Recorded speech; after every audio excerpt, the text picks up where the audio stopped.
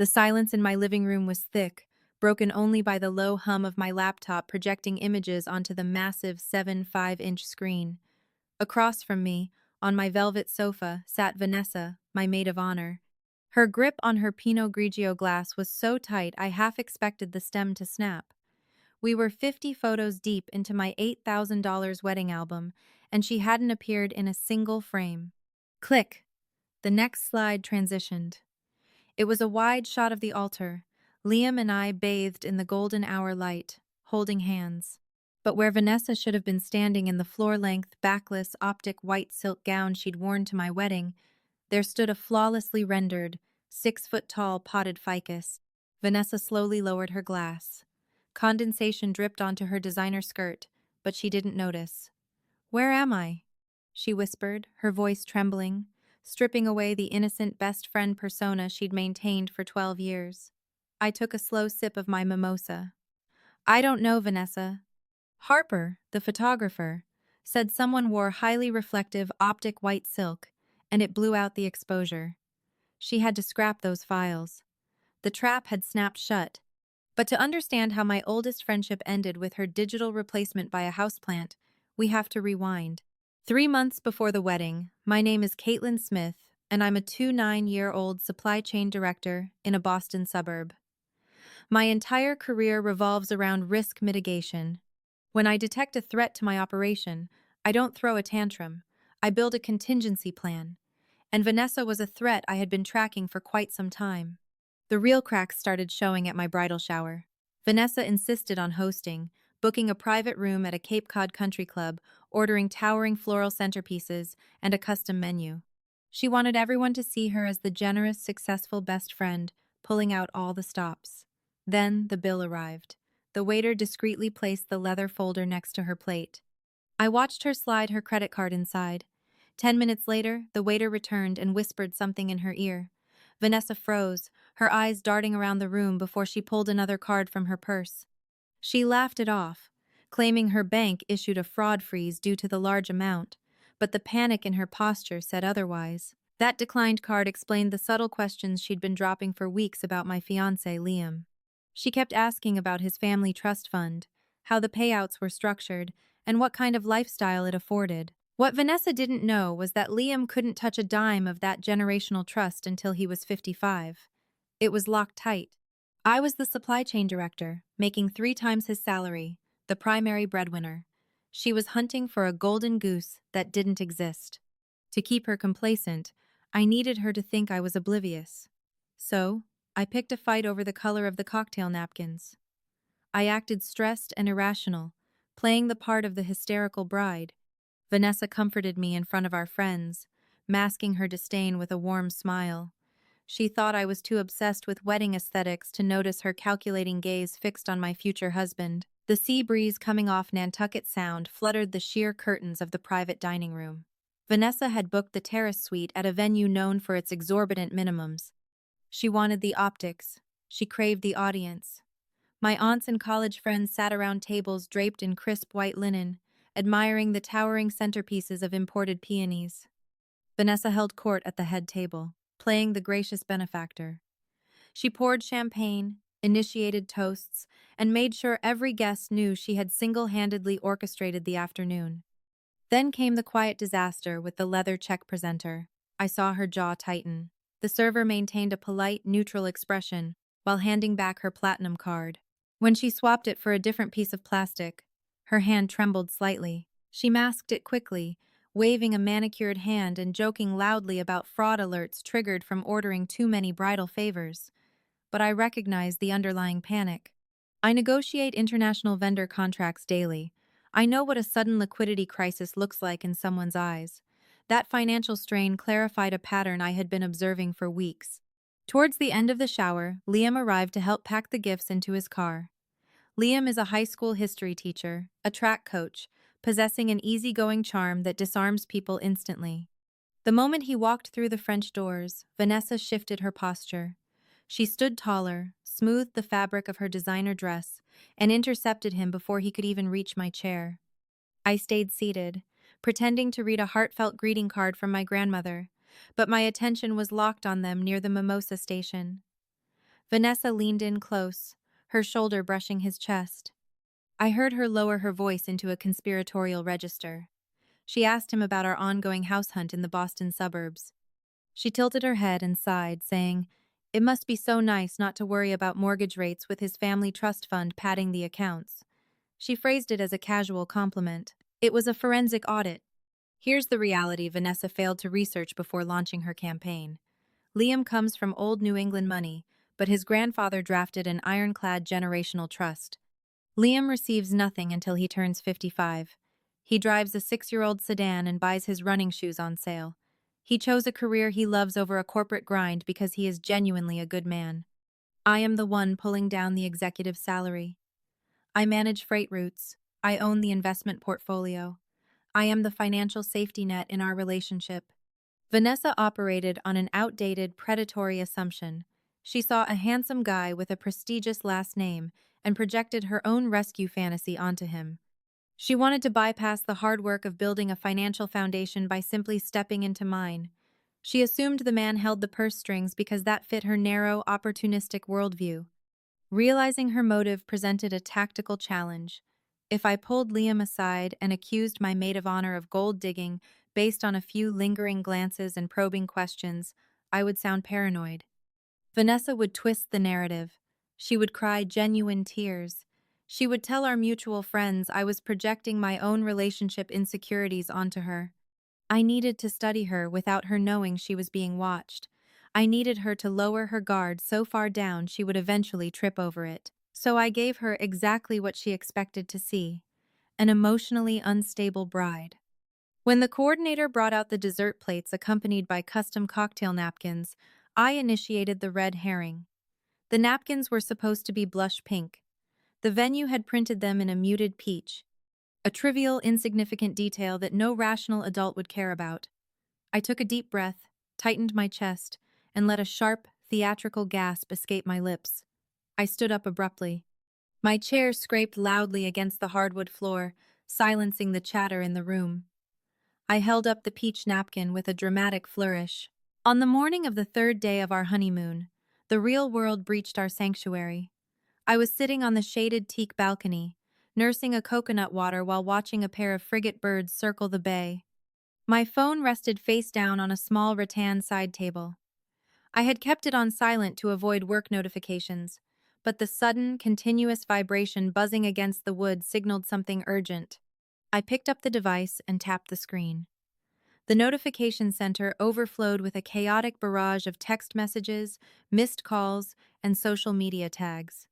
My aunt sent 3 consecutive question marks. A college friend texted asking if everything was okay. My sister, Lauren, simply sent a link accompanied by a fiery red anger emoji. I tapped the link. The application opened directly to Vanessa's public Instagram profile. While Liam and I were unplugging in a tropical paradise, Vanessa had gone to work meticulously constructing a fraudulent digital universe. She had published a heavy 10-photo carousel. The aesthetic of the post was heavily curated, featuring custom filters to enhance the warm golden hour lighting of the estate. The caption read, "The most magical day celebrating the most important man in my life," followed by a single white heart emoji. I swiped through the digital gallery. My stomach tightened, not out of sadness, but out of sheer astonishment at her audacity. I was the bride. I had planned the event, paid for the venue, and walked down the aisle. I did not exist in a single photograph. The first slide featured a tight, cropped shot taken by another guest during the ceremony. The framing was deeply intentional. Vanessa had used the edit tool to slice the image perfectly down the middle. She removed my existence entirely, leaving only the right side of the altar. The picture showed Liam standing tall in his charcoal suit, looking solemn, while Vanessa stood directly beside him, wearing her optic white silk gown, holding a bouquet of flowers. The second slide showed her rushing the dance floor, laughing hysterically, while Liam stood in the background. The fifth slide featured the two of them standing near the bar, her hand resting familiarly on his bicep. The final slide was a solo shot of her leaning against the restored barn doors, arching her back to highlight the plunging cowl of the dress, looking like an editorial bridal model resting after a long reception. She had effectively created an alternate timeline. By removing the actual bride and parading around in white silk, she presented a narrative where she was the undisputed focal point of the union. The consequences of this digital manipulation were immediate and incredibly jarring. I scrolled down to read the comment section. Vanessa has a large following of loose acquaintances, former coworkers, and distant social connections who do not know me personally. They saw a woman in a white gown standing next to a man at an altar under a floral archway. They drew the logical conclusion. "Congratulations on your big day," one user wrote. "You look like an absolute vision," another commented, adding a string of champagne glass emojis. "So happy you finally found your forever person," a former colleague typed. Vanessa did not correct them. She did not reply, clarifying that she was merely a bridesmaid. She simply liked the comments, absorbing the fraudulent congratulations into her deeply starved ego. She was running a public stress test. She wanted to see if she could socially manifest my erasure and convince the digital public that she held the primary position in Liam's life. Liam stepped onto the balcony holding 2 cups of black coffee. He noticed my rigid posture and the intense focus in my eyes. "What is wrong?" he asked, setting the mugs down on the table. I handed him the phone. "Look at the narrative your absolute rock is spinning." He scrolled through the carousel, his jaw tightening with every swipe. A dark flush of anger crept up his neck. When he reached the comment section and saw the influx of congratulations directed at a fake bride, he shook his head in absolute disgust. "This is unhinged," he muttered, handing the device back. "She is clinically delusional. We cannot let this sit here. Give me the phone. I'm going to drop a comment clarifying exactly whose wedding this was and tell her to take this garbage down right now." He reached for his phone, ready to launch a digital counterstrike. I put my hand over his, stopping the movement. The urge to nuke her reputation publicly was a powerful, intoxicating drug. I wanted to scream into the comment section. I wanted to post the 2:14 text message right then and there. I wanted to shatter her fragile glass house, but I operate in a world of strategic, long-term planning. You do not burn a bridge when your enemy is happily walking toward a trapdoor. "No," I said, taking a slow sip of the coconut water. "Do not engage. Do not correct the acquaintances." "Caitlin, she is practically claiming we got married," Liam argued, his protective instincts flaring. "She is making you look like a nonentity." "Never interrupt your enemy when they are making a mistake," I told him, quoting a fundamental rule of conflict resolution. "Look at her strategy. She posted this while we are on our honeymoon, assuming we would either miss it or be too distracted to care. If we explode in the comments, we give her exactly what she wants: attention. She will screenshot your angry reply and send it to our mutual friends, claiming we are attacking her over an innocent celebratory post. She wants the friction. She needs the conflict to validate her victim complex." I unlocked the screen and navigated to the text box beneath the photo carousel. I needed to leave a mark. Reflecting on the stark contrast between Vanessa's behavior and Liam's unwavering loyalty, I realized that our survival was not merely a stroke of luck. It was the direct result of the values cultivated in our respective childhood homes. We were both raised within traditional family structures that did not shy away from the difficult, unglamorous work of character building. My parents did not raise me to be a supply chain director. They raised me to understand the value of honest labor. When I wanted something, I was taught the mechanics of delayed gratification. I was taught that fairness is not a concept that automatically bends to favor my desires, but a rigid standard I must uphold even when it inconveniences me. They taught me emotional awareness, the understanding that my feelings are valid, but they do not grant me the right to dictate the emotional weather of the room. That deeply ingrained emotional regulation is what allowed me to sit in a bridal suite, watch a woman try to hijack my wedding day, and respond with a calm, serene smile instead of a shattered glass. Liam's family, despite their generational wealth, operated on a parallel philosophy. His parents could have easily handed him a trust fund and allowed him to drift through life insulated from consequence. Instead, they locked the vault.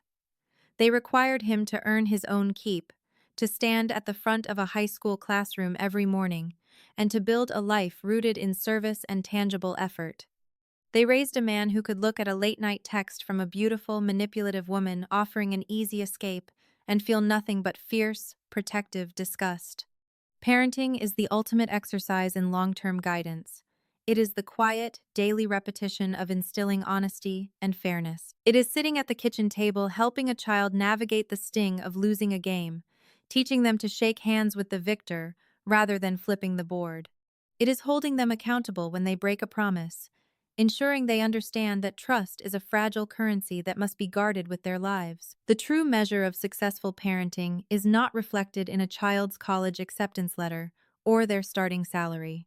It is reflected in what they do when nobody is watching and how they treat the people who have nothing to offer them. We owe it to society to raise children who understand that true love and deep friendships require sacrifice, not extraction. When we neglect this duty, we unleash individuals into the world who view other human beings as targets. We force innocent people to endure the painful, exhausting work of setting boundaries and dismantling the toxic behaviors we were too tired or too lenient to correct in childhood. As we prepare to bring our own children into this chaotic, beautiful world, the lessons of the past year serve as our guiding compass. We will teach our children to be fierce, but we will also teach them to be gentle. We will teach them to strive for greatness, but we will ensure they know how to step back and applaud from the audience.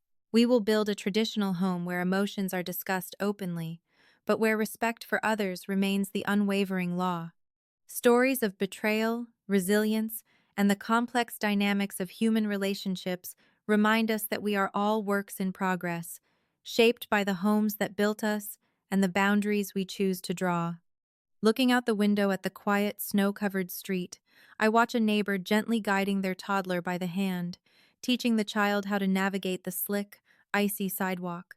The parent shortens their stride, murmuring quiet instructions, letting the child slip just enough to learn balance, but holding tight enough to prevent a tragic fall. It is a fragile, breathtaking dance. I watch them disappear around the corner, leaving only footprints in the fresh snow. We spend our lives hoping the guidance we offer takes root, praying the moral compass we instill holds true when the storms inevitably roll in. But the chilling, beautiful truth of raising a human being is that you never really know the final outcome of your labor. You do the work, you let go of their hand, and you wait to see who they become in the dark.